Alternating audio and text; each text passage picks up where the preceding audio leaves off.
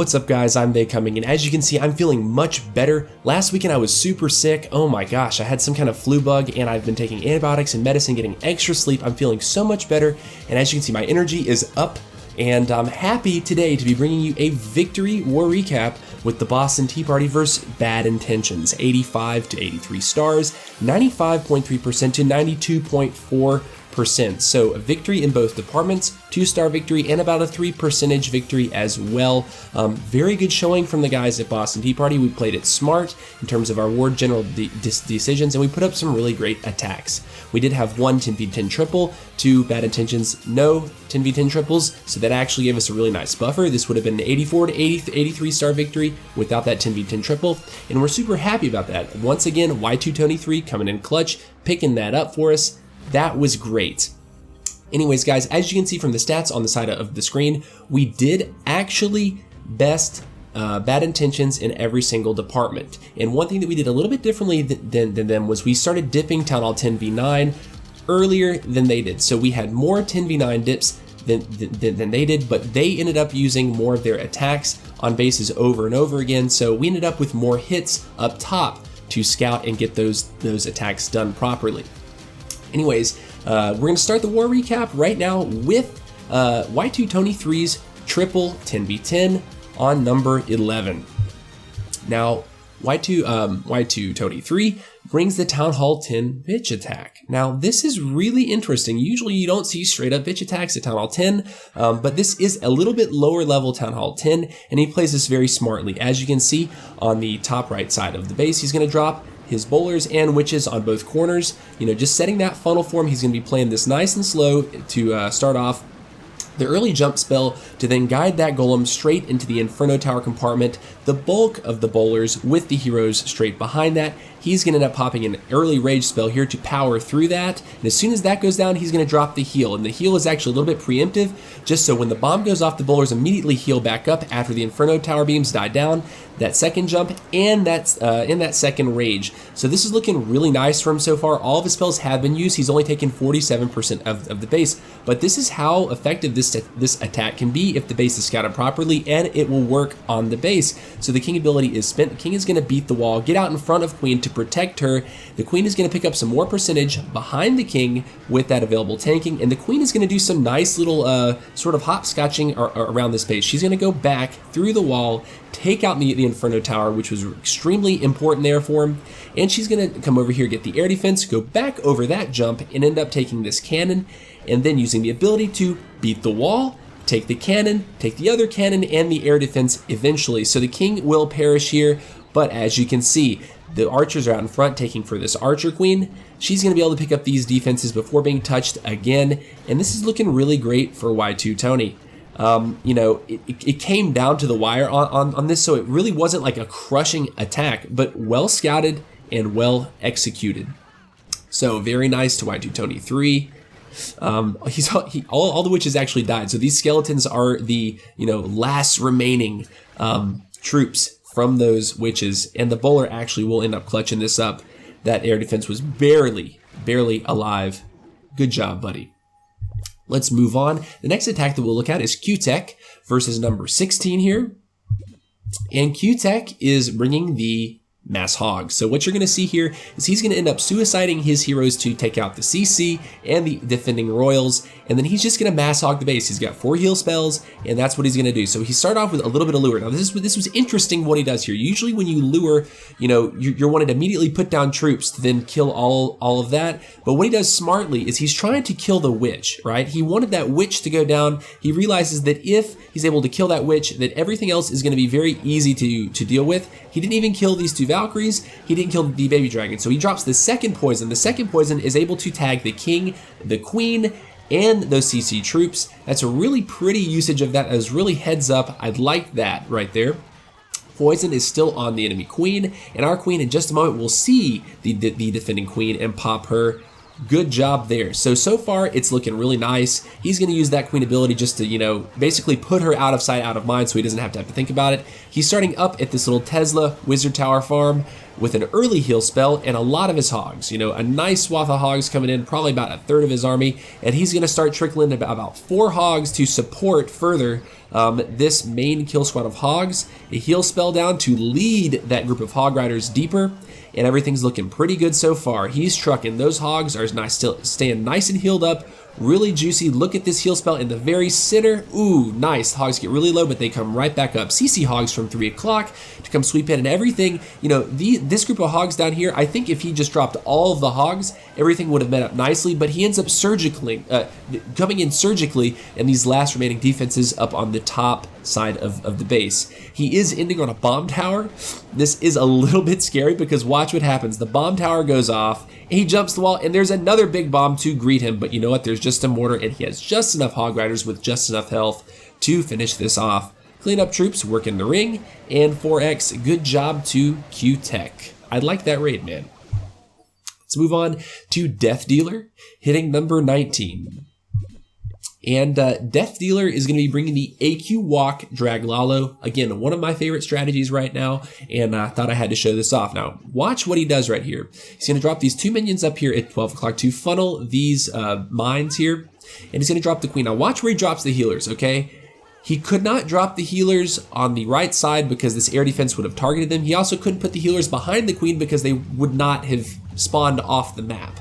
That was the only position he could have placed those healers, and it ended up being a really great placement there. I like that little nuance.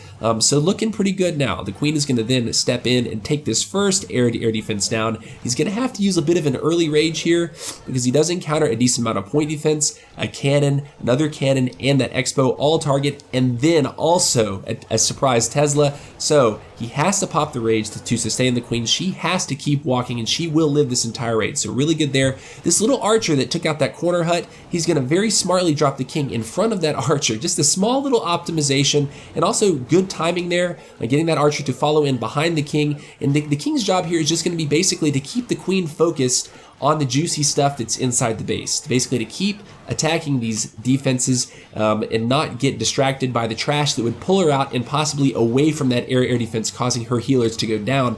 So looking pretty good so far. The queen has taken 2 air-to-air defenses. Her walk is going to end up yielding that 3rd air-to-air defense. And here we go. The poison is out, but it kind of misses because the baby dragon does target king, but she's going to be fine here. He's going to end up going here and popping that special ability. I think this was a bit of a panic actually because the baby dragon did fall. He only had the Valkyrie, and the healers were still rage there. So, pretty good. Meanwhile, he has set a nice little funnel with a single wizard on that town hall. These dragons are going to come straight in on this queen, and that will be the dragon portion of his attack. This one lone minion has already taken 1, 2, 3, 4, 5 structures, and he's going to live the entire raid, continuing to clear trash.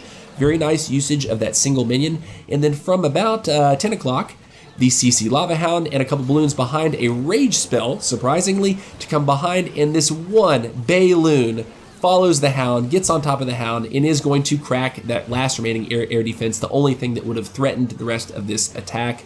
Very, very good to Death Dealer. The rest is just kind of cleanup. He's got all his dragons left, and that single loon coming across the queen is going to help clean up a little bit more, and he's got the swag poison on the clan castle. Good job to Death Dealer picking up the nice AQ Walk Drag Lalo. Next will be BJ versus number 22. And BJ is going to be bringing the Shattered Bow Lalo. And this was, I think, just a really great scout in knowing what he was going to get with his kill squad, and then identifying after his kill squad was successful what would be left, because it sets up really pretty perfect pathing for his Lalo to come in. He's starting up at 12 o'clock with 2 golems just to set a nice pretty funnel, and he's going to end up breaking these golems in. One of the golems will walk and just perish, but it ends up being fine. You know, he only needs the one golem to get out in front of the king, the bowlers, and the queen to really just wreck this base. So watch the value that he gets here. Enemy queen is already on that golem. Everything's going just fine. The CC Lava Hound will be triggered relatively soon as they cross just a little further. The early poison to receive that Lava Hound. Queen is going to end up pegging off these defenses over here. The bowlers and the king, they're all going to smash stuff in the core here. Really nice so far. Queen still has the ability. She's going to pop that just to remove this Lava Hound. take out as many of these skellies as possible. I think he gets all of the not skellies, the lava pups. I think he gets all of the pups here. And this air defense, I think, goes down as well. I think he gets a wizard to come in here and smack that, if I'm not mistaken. Yes, the wizard does end up smacking that air defense. So he's got 2 A80s left, and look at the path that he's left. His kill squad is completely dead, but look, he's got this nice little L-shaped path for these loons to go around. This is super easy pathing, nothing difficult to negotiate. So really great value on that kill squad, really great just knowing what he needed. Now he's coming into a bit of a scary spot. He's got 3 air targeting defenses, 2 Teslas and an archer tower, but look what he's got in the camps. He's got that fat heal spell. He's going to drop that right there just as the air bomb goes off, and those loons are going to be healed right back up to full. Only 1 more air targeting defense left in this base, and that's going to be the archer tower. So GG to BJ. The rest is just cleanup. He's got pups and archers all around the base. Cleaning house for him. Good job, bud. Nice triple. Next, we're going to be looking at Dirty Angela hitting number 23. And Dirty Angela is bringing an attack that I don't typically like to feature on my channel just because I don't like it. Doesn't mean that it's not viable, I just don't like it, guys. But he's bringing a slightly different variation. I thought this was kind of interesting. I saw this a few times this war, bringing a queen walk on one side of the bitch and letting all of the witches with 2 healers on the other side of the base. So this looks really pretty, and he actually is able to swag a rage on this attack. So you're going to see just how powerful this is. The kill squad is coming in from about 2 o'clock. Up here, the bowlers, the golem, the king, they're all going to follow in, and look what happens. These witches are going to follow in behind the kill squad. So this ends up being fine, because now he's got 3 healers that are going to be juicing up the core of this base. He's just going to use a poison and a heal to deal with the baby dragon that's in the air. These witches are actually going to do a little bit of work on that baby dragon, looking really good. And the healers are now sort of inside and outside the base. The king is still alive. The golem is still alive. He's got some bowlers that will perish pretty soon, but you know what? The queen is on the side of the base with the ability. She's going to encounter these defenses one by one, not enough to take her down. Meanwhile, you have witches inside the core of the base doing work, and it's just going to come down to time right here. It's just, can this queen clean up enough percentage as we go? And she will be able to do so. Let's put it on 2x, because this part of the raid does get a little bit slow. Looking pretty good so far. And archer tower falls, storage falls, queen eats a giant bomb, Tesla dies, and because those Teslas were spread out just far enough, it's not going to take her down quick enough to even need the ability. So she's going to wait basically until she gets a little bit further.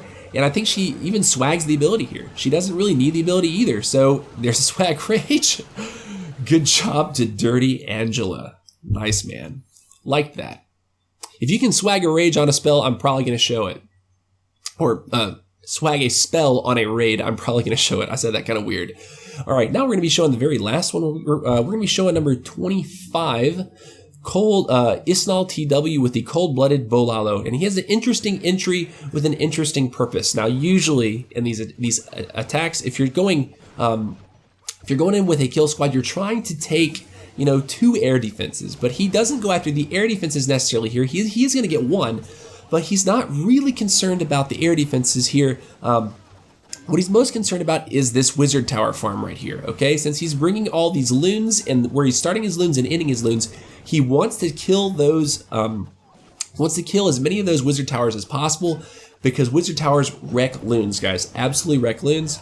Nice funnel established. The first air defense was taken by wizards there, and he's got to jump into this base, golem out in front, bowlers behind, king behind, poison to receive a horde of goblins. Goodness gracious.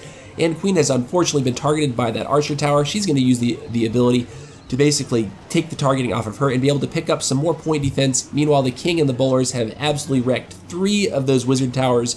Really great there. Now watch what he does with these haste spells. This is really great sort of placement of these spells. Those 3 loons are going to wreck those point defenses uncontested, and then zoom right over to this air defense, looking really nice, really nice. And that second haste spell was really great too, because all these loons are going to be able to catch up with that main pack. He started some more loons down here to basically meet that last remaining lava hound on the air defense. Very nice there. And 3 back-end loons on the archer tower, which has survived. Now look at this fat heal. Oh man, that heal spell, so nice, so nice. Right on top of the last remaining wizard tower and that expo. This base got absolutely crushed by loons. Oh my gosh, I want to say he's probably got 12 loons up. Good job. Pups all over the base.